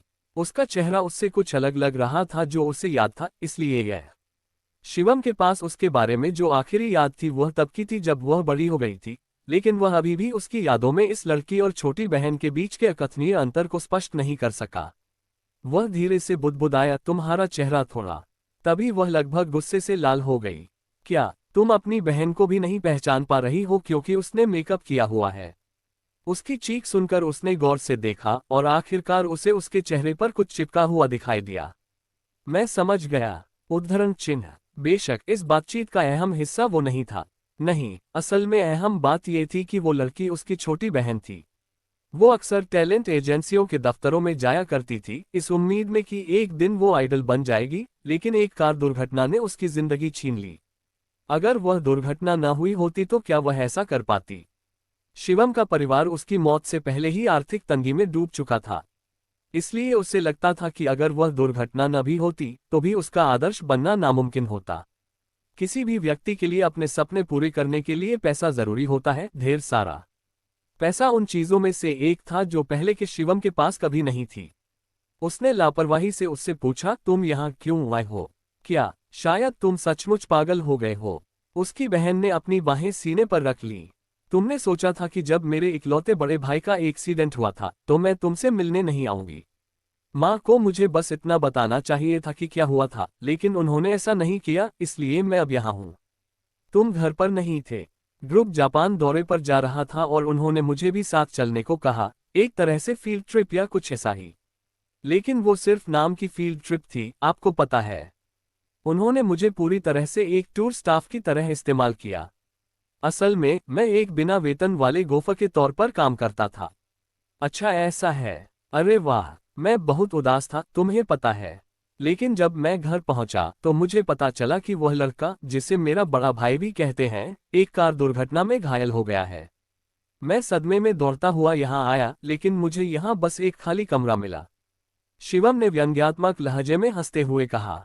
ऐसा लग रहा था कि झुंझलाहट की आदत वंशानुगत होती है। तुम्हारे स्कूल के बारे में क्या? उसने तुरंत जवाब दिया, मेरे सपने स्कूल से ज्यादा महत्वपूर्ण हैं, तुम्हें पता है।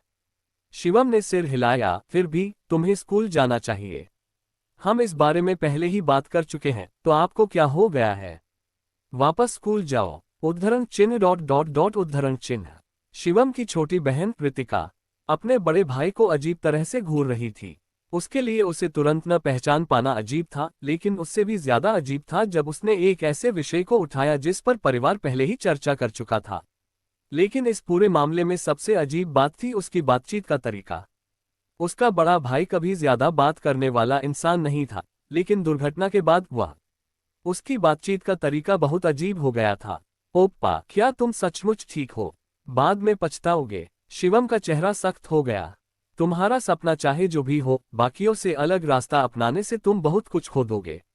अपने सपनों तक पहुंचना तुम पर निर्भर करता है, लेकिन अगर मुमकिन हो तो दोनों की कोशिश करो।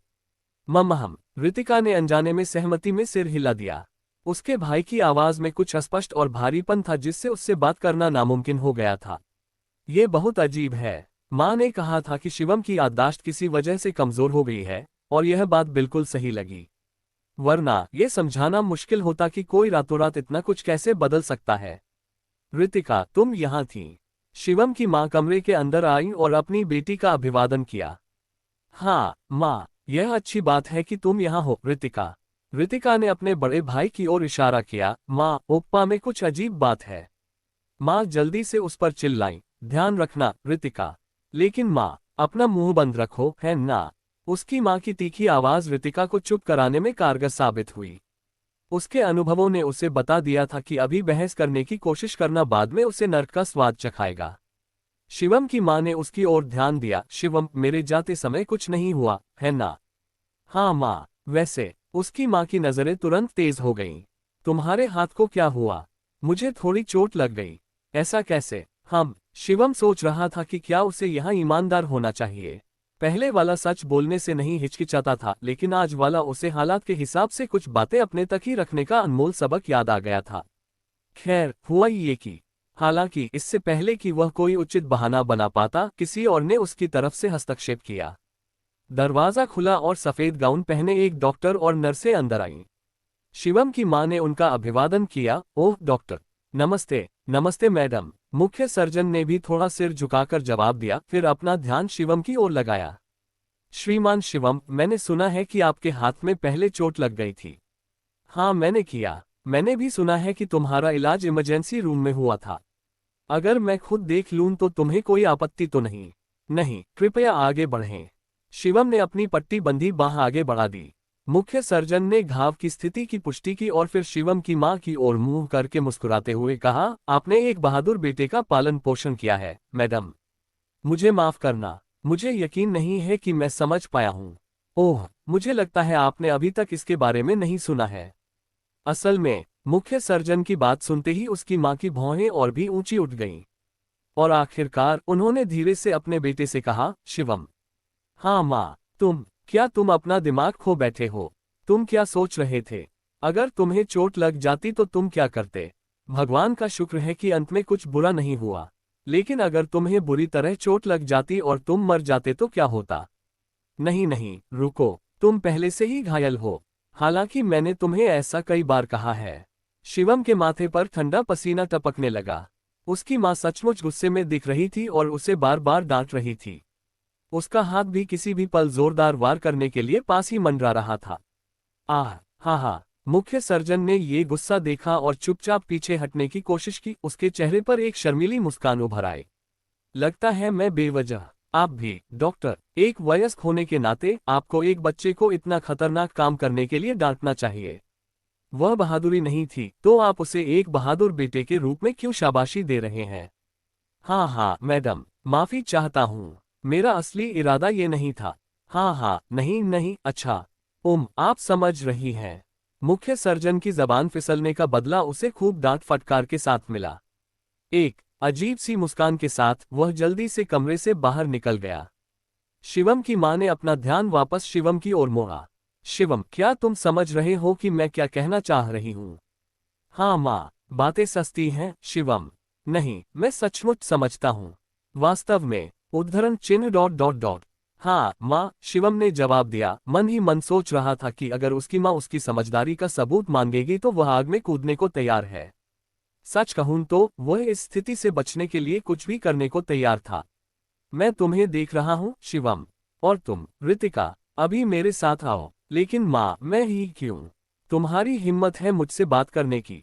नहीं नहीं माँ, मैं आ रही हूँ। रितिका ने अचानक अपने भाई को घूरा और जल्दी से अपनी माँ के पीछे कमरे से बाहर चली गई। शिवम ने सच्ची राहत भरी कराह निकाली। बस एक बार और इसी तरह झुंझलाहट हुई तो उसके कानों से खून बहने लगेगा। मैं नर्म हो गया हूँ। दानव पंथ में किसी को तंग करने की जरूरत नहीं थी। अगर आपको कोई मिशन मिलता तो उसे सफलतापूर्वक पूरा करने पर अच्छा इनाम मिलता, जबकि नाकामी पर कड़ी सजा मिलती। उस जमाने में कोई भी उसे बहानेबाजी से भरे लंबे थकाऊ उपदेश देने की हिम्मत नहीं करता था और लगता था कि इसी वजह से शिवम की तंग करने की प्रतिरोधक क्षमता कमजोर हो गई थी। हालांकि उसने अपनी माँ से पहले भी ऐसी बातें खूब सुनी होंगी। वह दरवाजे के पार अपनी माँ और छोटी बहन के बीच हो रही बातचीत सुन सकता था। उन्होंने अपनी आवाज धीमी और कमरे से सुनाई न देने वाली रखने की कोशिश की, लेकिन दुर्भाग्य से शिवम की सुनने की क्षमता उनकी कल्पना से कहीं ज्यादा संवेदनशील थी। तुम्हें ध्यान रखना होगा कि तुम अपने भाई से क्या कहती हो, ठीक है? क्यों? तुम्हारा भाई इस समय साफ तौर पर उलझन में है। लेकिन तुम कहती रहती हो कि वह अजीब है वगैरह। इससे तो उसके लिए मुश्किलें और बढ़ जाएंगी। क्या मतलब है तुम्हारा? भ्रमित। डॉक्टर ने मुझे बताया है कि अभी उसकी यादें अधूरी हैं, लेकिन यह इतना गंभीर नहीं है और वह जल्द ही सामान्य हो जाएगा। यही तो हो रहा है, और इसलिए तुम्हें अपने भाई को अजीब अजीब कहना बंद करना होगा। ठीक है, समझ गया माँ। शिवम ने व्यंग्यात्मक ढंग से मुस्कुराया। क्या ये भूलने की बीमारी है? ऐसा लग रहा था कि यही वह जवाब था जिस पर सभी ने शिवम के पुराने और वर्तमान रूप के बीच के अंतर को समझाने के लिए सहमति जताई थी। चिकित्सकीय दृष्टि से शायद यही सबसे तार्किक व्याख्या थी। अगर शिवम ईमानदार होता तो उसे भूलने की बीमारी से पीड़ित होना ज्यादा पसंद होता। आखिरकार गंगाहों की ढेर सारी यादें उसके दिमाग में उमड़ रही थीं, जिससे आधुनिक युग की उसकी यादें धुंधली और धुंधली हो गई थीं। इसके अलावा उसे ये भी लग रहा था कि भविष्य में उसके इस पहलू में कोई सुधार नहीं होगा। वह अपने आसपास के वातावरण के साथ सामंजस्य बिठा सकता था, लेकिन शिवम भी उसकी भूली हुई यादों को पुनर्जीवित नहीं कर पाया। थोड़ी देर बाद उसकी माँ और ऋतिका कमरे में वापस आ गईं। शिवम ने खिड़की से बाहर देखने से पहले उन पर एक नजर डाली। समय उसकी सारी मौजूदा समस्याओं का समाधान कर देगा। शुक्र है, उसके पास काफी समय था। तारांकन तारांकन तारांकन, फुसफुसाओ फुसफुसाओ। शिवम ने थोड़ा सा मुंह बनाया। पिछले कुछ दिनों से जब भी वह अस्पताल में घूमता था, उसे पीठ पीछे लोगों की फुसफुसाहट सुनाई देती थी। अस्पताल में काम करने वाली ज्यादातर नर्सें और सहायक महिलाएं थीं। हर जगह अफवाहें फैलाने में उनसे ज्यादा कारगर कोई नहीं था। शिवम द्वारा एक सीरियल किलर की पिटाई की खबर आधे दिन से भी कम समय में अस्पताल के हर कोने में फैल चुकी थी। उनकी बेरुखी की वजह से अब उसे अस्पताल में बाहर निकलते समय अपनी पीठ पर घूरती सभी जिज्ञासु निगाहों को नजरअंदाज करने की पूरी कोशिश करनी पड़ती थी। चूंकि उन्होंने कोई दुश्मनी नहीं दिखाए, इसलिए उसे उन्हें दफा हो जाने के लिए कहना मुश्किल लग रहा था। अगले दिन उसे छुट्टी मिलनी थी। उसका घाव अब लगभग पूरी तरह से भर चुका था, जबकि उसके हाथ पर चाकू से जो घाव हुआ था वह इतना गंभीर नहीं था कि उसे अस्पताल में और समय देना पड़े। यानी उसके यहाँ रुकने का कोई कारण नहीं था। बाह्य अंतरिक्ष ओप्पा। शिवम ने एक जानी पहचानी आवाज सुनी और अपना सिर घुमाया तो पाया कि राधिका उसकी ओर दौड़ती हुई आ रही है। उसने उसे फिर से पुकारा, ओप्पा। हम उद्धरण चिन्ह। आह, इस बार मैं तुम्हारे लिए कोला लाना भूल गया। तुम्हें कोई आपत्ति तो नहीं है ना? शिवम ने सिर हिलाया। नहीं, सब ठीक है। सुनने में ऐसा लग रहा है कि राधिका ने शिवम को किसी रोबोट के रूप में देखा होगा, जिसकी ऊर्जा का स्रोत कोला है। राधिका ने आगे कहा, खैर, मुझे कितनी राहत मिली कि मैं आपसे मिल गई, ओप्पा। आपका क्या मतलब है? देखिए, मैं कल दूसरे अस्पताल जा रहा हूँ।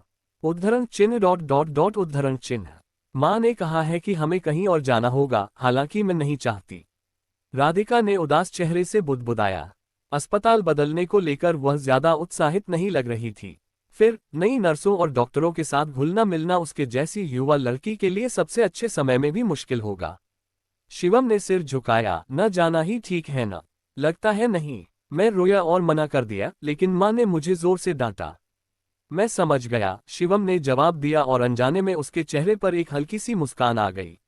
ऐसा लग रहा था कि सभी माएँ एक जैसी होती हैं, चाहे वे कोई भी हों। तुम्हारा क्या हाल है, ओप्पा?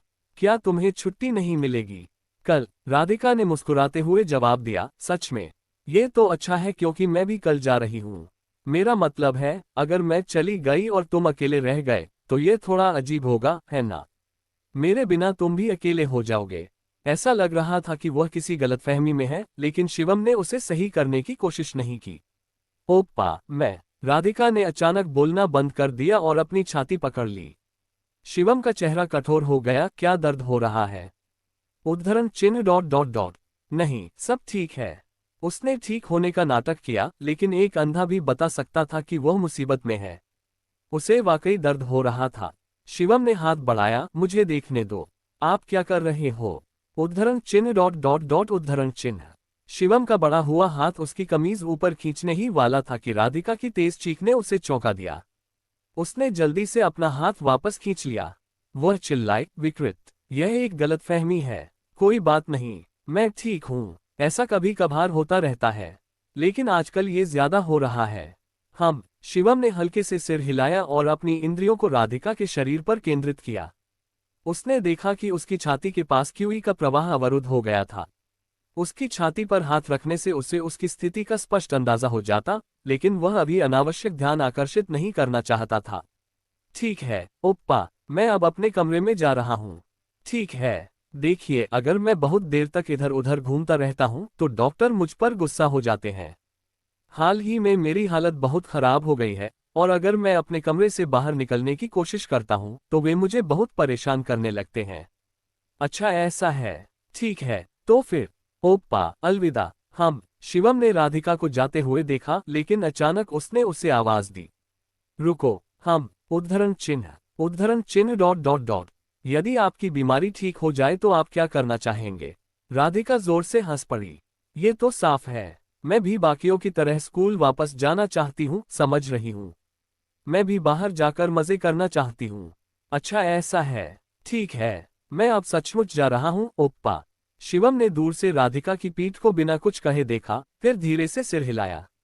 सबकी तरह एक साधारण जिंदगी। वह किसी से भी बेहतर जानता था कि एक साधारण जीवन न जी पाना कितना कष्टदायक होता है। शिवम ने अपना संकल्प दोहराया, फिर जाने के लिए मुड़ा। हालांकि उसके कदम अचानक रुक गए क्योंकि उसका सिर दूर खड़ी राधिका की ओर मुड़ गया। उसके होठों से एक धीमी सी बुदबुदाहट निकली, लेकिन सम्मानसूचक शब्दों का क्या हुआ? ऐसा लग रहा था कि वे दोनों बिना उसके ध्यान में आए ही दोस्त बन गए थे। Dot dot dot dot dot अध्याय 9। अस्पताल रात के अंधेरे में डूबा हुआ था। बाल रोग वार्ड की ओर चल पड़ा। उस समय सुबह के 3 बजे थे। उसे पहले ही पता चल चुका था कि नर्सें रात के 2 और 4 बजे अपना राउंड लेती हैं। शिवम के उलट राधिका एक अकेले व्यक्ति वाले कमरे में रहती थी, इसलिए इस समय उससे मिलने जाना एक अच्छा विचार लगा। शिवम को अस्पताल में घूमते देखकर लोगों को कोई दिक्कत नहीं होनी चाहिए, लेकिन अगर उसे आधी रात को किसी बच्ची के कमरे में घुसते देखा जाए तो कहानी बदल सकती है। इसीलिए राधिका के वार्ड की ओर जाते हुए वह बहुत सतर्क था। दरवाजे पर लगी नाम की पट्टी पर लिखा था, चंद्रमा राधिका। इसकी पुष्टि करने के बाद शिवम ने अंदर जाने के लिए सावधानी से दरवाजा खोला। उसने पूरी कोशिश की कि कोई आवाज ना हो, लेकिन कब्जों से फिर भी हल्की चरमराहट आ रही थी। हालांकि उसे राहत मिली कि कोई नहीं उठा। उसने देखा कि चंद्रमा राधिका बिस्तर पर सो रही थी, जबकि उनकी मां बगल में एक और बिस्तर पर सो रही थी। वह सावधानी से मां के पास गया और उनके दबाव बिंदु पर धीरे से दबाव डाला। इससे उन्हें कुछ देर तक जागना नहीं चाहिए था। उसने अपना ध्यान बिस्तर पर चुपचाप लेटी चंद्र राधिका की ओर लगाया। सोते हुए व्यक्ति का चेहरा शांत होना चाहिए, लेकिन उनका चेहरा थोड़ा सिकुड़ा हुआ था। ऐसा लग रहा था कि नींद भी उनके दर्द को कम करने के लिए पर्याप्त नहीं थी। शिवम ने धीरे से अपना हाथ उठाया और लड़की के पेट के निचले हिस्से पर दबाया। उसने अपनी आंखें बंद कर लीं और उसके शरीर के अंदर की स्थिति का विश्लेषण करने पर ध्यान केंद्रित किया। ऊर्जा वापस प्रवाहित होने से पहले उसके हृदय के पास कहीं अवरुद्ध हो रही थी। उसकी मेरिडियंस में रुकावट के कारण क्यूई पास की मेरिडियंस में बह गई थी और उसके शरीर को खा रही थी। इस स्थिति का इलाज था मध्याह्न रेखा को खोलना। ये सुनने में तो आसान लग रहा था, लेकिन जितना आसान लग रहा था उतना था नहीं। रुकावट को दूर करना अपने आप में एक आसान काम था, लेकिन 2 समस्याओं का समाधान करना था। एक, क्या चंद्र राधिका इस प्रतीक्षेप को झेल पाएंगी? और दूसरी, वर्तमान शिवम में उसे खोलने की आवश्यक शक्ति नहीं थी। मेरा समाधान क्या है? अब जब उसे पता चल गया था कि बाधाएं क्या हैं, तो समाधान ढूंढने का समय आ गया था। दोनों समस्याओं का एक ही झटके में समाधान किया जा सकता था, और भी ज्यादा ऊर्जा लगाकर। शिवम अपनी क्यूई का इस्तेमाल करके लड़की के समस्याग्रस्त मेरिडियन के आसपास के क्षेत्र को घेरकर उसकी रक्षा कर सकता था और फिर रुकावट को तोड़ सकता था। लेकिन उसे इतनी ऊर्जा कहां से मिल सकती थी? क्या उसे अभी अपने डेंटियन को सुधारना चाहिए? उसने सिर हिलाया। ऐसा करना सही नहीं था। उसने पहले ही तय कर लिया था कि वह उस जिंदगी में वापस नहीं जाएगा। उसका इरादा इतना कमजोर नहीं था कि इस तरह की कोई छोटी सी बात उसे बदल दे। इसके अलावा एक और उपाय भी था जिसे वह आजमा सकता था। एक और पक्का उपाय। शिवम ने अपनी जन्मजात की शक्ति का उपयोग किया, वह शक्ति जो व्यक्ति के जीवन को बनाए रखती है। सभी मनुष्यों में जन्म से ही यह ऊर्जा होती है। ये हमेशा व्यक्ति की आंतरिक सुरक्षा करती है, बिना किसी बाहरी स्रोत से और ची शक्ति प्राप्त किए।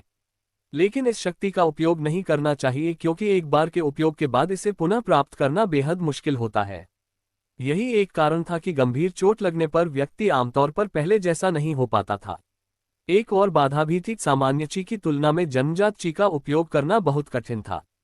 चूंकि यह ऊर्जा व्यक्ति के जीवन काल का आधार थी, इसलिए इसमें अपने मूल में लौटने की अत्यधिक प्रबल प्रवृत्ति थी। जन्मजात का स्वतंत्र रूप से उपयोग करने के लिए मार्शल आर्ट की उच्च स्तरीय समझ की आवश्यकता थी। निस्संदेह एक मार्शल कलाकार के रूप में शिवम पहले ही उस स्तर तक पहुंच चुके थे। उसने बिना किसी हिचकिचाहट के अपनी जन्मजात क्यूई को बाहर निकाला। अगर उसे कोई कर्ज चुकाना होता तो वह उसे किसी भी कीमत पर चुका देता। इसके अलावा वह ये देखना चाहता था, चंद्र राधिका की बीमारी ठीक होते देखना चाहता था और उसे एक साधारण जिंदगी जीते देखना चाहता था। अगर वह ऐसा कर सकती है तो वह भी कर सकता है। उनके कारण अलग अलग हो सकते हैं, लेकिन वह लड़की और शिवम दोनों ही इस समय साधारण जिंदगी नहीं जी रहे थे। शायद इसीलिए उसे चंद्र राधिका की बीमारी में पहली बार दिलचस्पी हुई थी।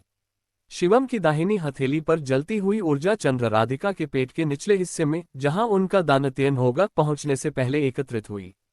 गर्म ऊर्जा प्रमुख मध्याह्न रेखा तक पहुंची और लड़की के हृदय क्षेत्र के पास मडराने लगी।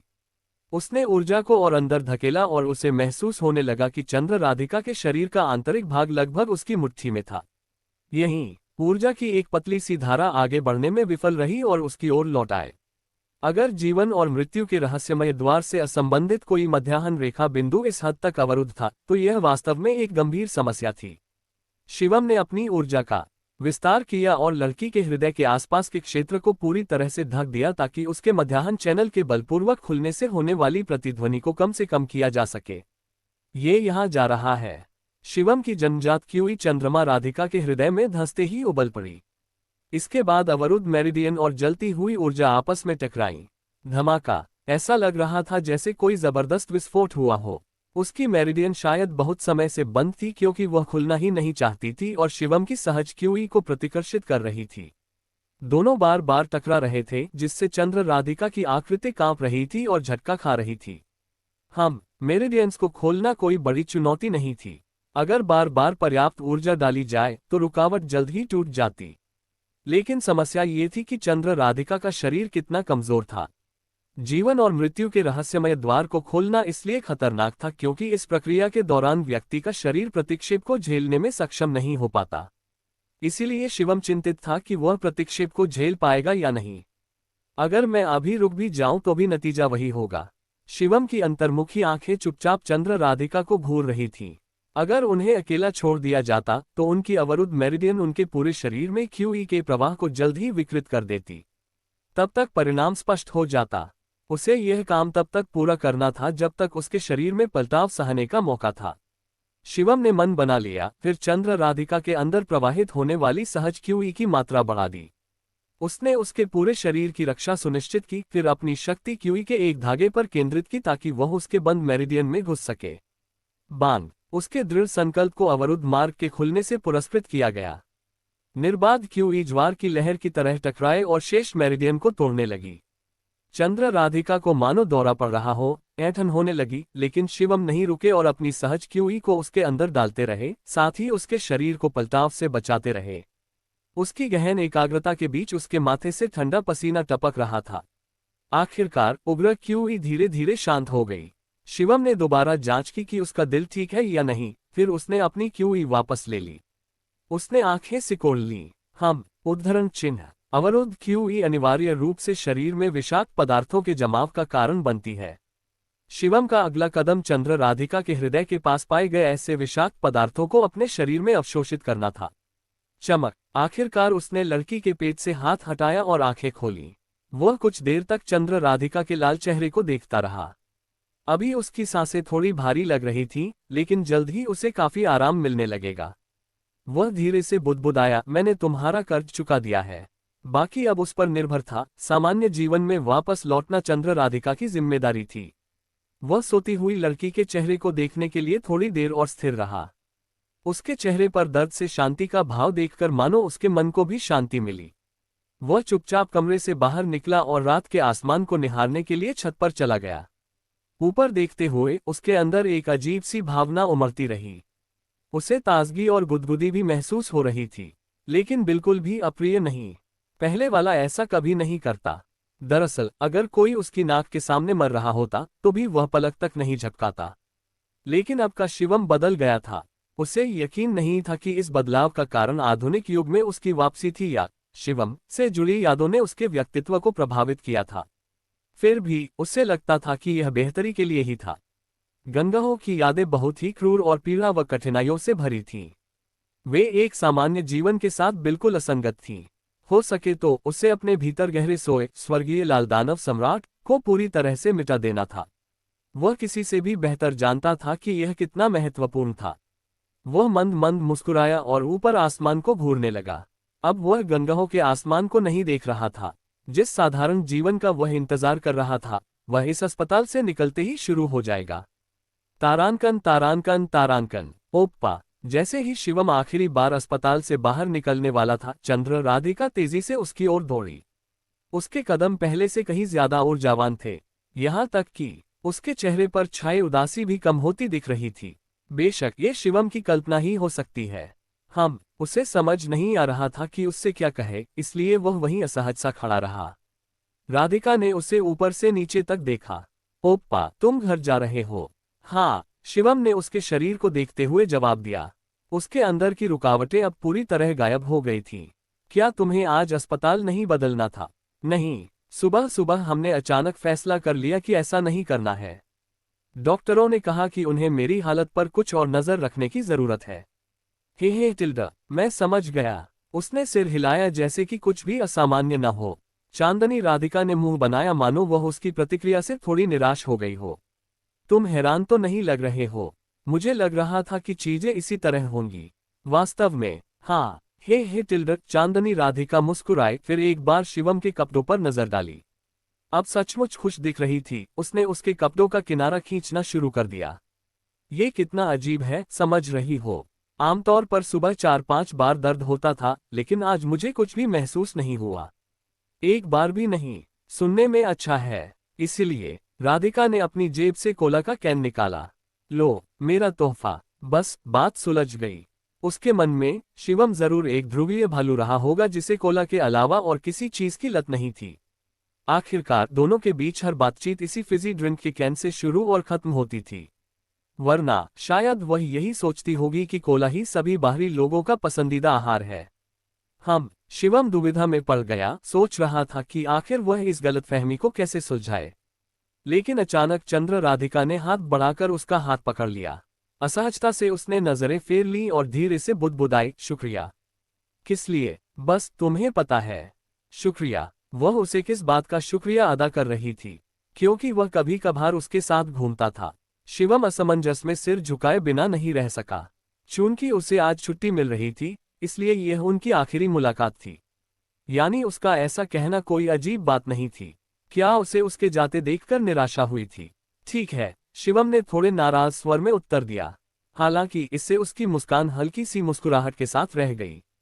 उसकी मुस्कान, जिसमें पहले थोड़ी सी उदासी थी, अब स्वाभाविक और शुद्ध लगने लगी, ऐसी मुस्कान जैसी एक बच्चे को आनी चाहिए। वह शरारत से मुस्कुराए और शिवम के हाथ पर चुटकी काटी। उसका इरादा उसे डंक मारने का था, लेकिन जब वह बिना किसी प्रतिक्रिया के बस वहीं खड़ा रहा, तो वह निराश होकर बोली, छी, और सीधे उसके चेहरे को घूरने लगी। अगली बार उद्धरण चिन्ह, तुम्हें बिना अनुमति के किसी युवती को छूना नहीं चाहिए, ठीक है? शिवम का पूरा शरीर जोर से कांप उठा। मून राधिका ने आगे कहा, अगर तुमने ऐसा किया तो मैं पुलिस बुला लूंगी। उद्धरण चिन्ह ... उद्धरण चिन्ह। अगर तुम दोबारा ऐसा करते पकड़े गए तो सीधे जेल जाओगे। क्या तुम्हें पता है आजकल कानून कितना डरावना हो सकता है? उद्धरण चिन्ह ... उद्धरण चिन्ह। मैं लगभग चीख पड़ा, तुम्हें पता है। शिवम ने उत्तर सोचने की बहुत कोशिश की, लेकिन दूर से आती एक आवाज ने उसे रोक दिया, जो चंद्रमा राधिका को बुला रही थी। ये मेरी माँ है, राधिका बुदबुदाई। फिर उसने शिवम का हाथ कसकर पकड़ लिया और भाग गई। हालांकि इससे पहले कि वह ज्यादा दूर जाती, राधिका ने अपना सिर घुमाया और शिवम की तरफ जोर से हाथ हिलाया। स्वस्थ रहो और दोबारा अस्पताल मत आना, ठीक है?